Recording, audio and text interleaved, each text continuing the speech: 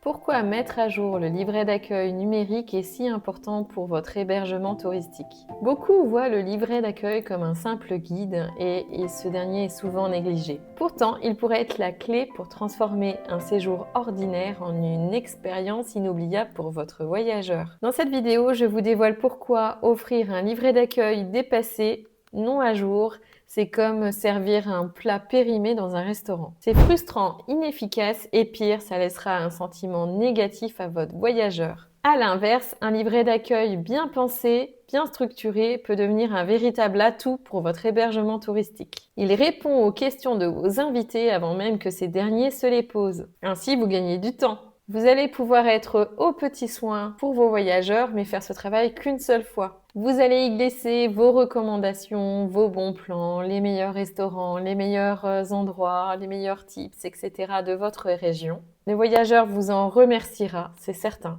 Cela permettra de fidéliser vos voyageurs et il y a de fortes chances que grâce à ce livret d'accueil, vous ayez des très bons avis sur Google. Le livret d'accueil, c'est le premier contact que vous avez avec votre voyageur. C'est pour ça qu'il est très important dans l'expérience du séjour de votre voyageur. L'impact d'un livret d'accueil sur les avis Google est énorme. D'ailleurs, allez voir les mauvais avis de vos concurrents. La plupart du temps, ils auraient pu être évités avec un bon livret d'accueil bien construit et bien structuré. Par exemple, un collègue propriétaire racontait pas plus tard qu'hier sur un forum de propriétaires qu'un voyageur lui avait mis une mauvaise note sur Google parce qu'il était arrivé en dehors des horaires du check-in et que du coup ce dernier n'avait pas trouvé le mot de passe du Wi-Fi.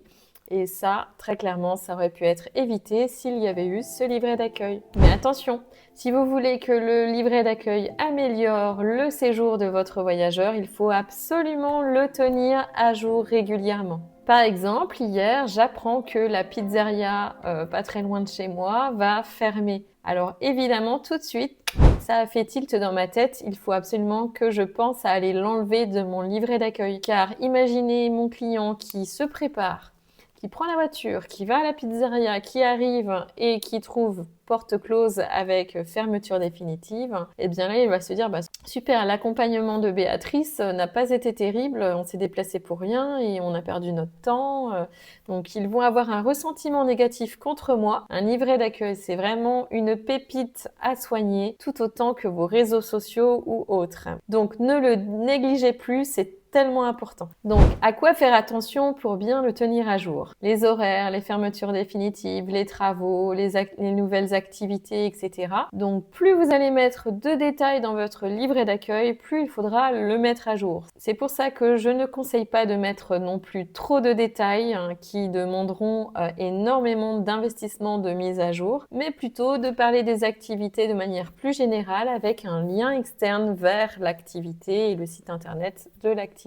Si vous parlez d'un musée, par exemple, au lieu de marquer les horaires d'ouverture, les tarifs, etc., eh bien, marquez plutôt le nom du musée, le site web, un lien et c'est parti. Tout ce qui sera mis à jour se fera automatiquement grâce à ce lien. Alors, comment réaliser ce livret d'accueil? Deux solutions s'offrent à vous. La première, c'est en version papier. La deuxième en version numérique. Pour la version papier, vous pouvez très bien utiliser un outil comme Canva. La deuxième solution, c'est de le faire en version numérique. J'ai choisi de faire les deux, bien sûr. Pour la version numérique, vous pouvez également utiliser un outil comme Canva et partager ce lien. Mais je vous conseille, en tant qu'experte en SEO, c'est-à-dire en référencement naturel, de créer votre livret d'accueil directement sur votre site web. Ainsi, vous allez créer du trafic et en plus de ça, avant même que votre client réserve chez vous, il va pouvoir aller voir que vous avez un livret d'accueil, comment vous prenez soin de vos clients et ça va lui donner une belle image de vous et de l'expérience qu'il aura s'il réserve chez vous. Et ça peut faire toute la différence par rapport à une annonce Airbnb ou quelqu'un qui n'a pas de livret d'accueil. En effet, votre client verra que vous êtes aux petits oignons pour lui et peut-être ça lui donnera envie de réserver chez vous. Je le réalise grâce à des icônes, des toggles, mais également une bonne structure, etc., etc. Donc en conclusion, votre livret d'accueil, mettez-le à jour régulièrement. Mettez-le en avant sur votre site internet, mais également sur vos réseaux sociaux. Et grâce à ce livret d'accueil, le client se rendra compte que chez vous, il y a une réelle intention de lui faire passer un séjour inoubliable et que vous serez aux petits oignons pour lui. Alors, je vous ai préparé un petit PDF pour vous aider à savoir quoi mettre dans votre livret d'accueil numérique. Et si toutefois vous avez d'autres idées que j'aurais oubliées, n'hésitez pas à m'en faire part en commentaire car ensemble on va plus loin.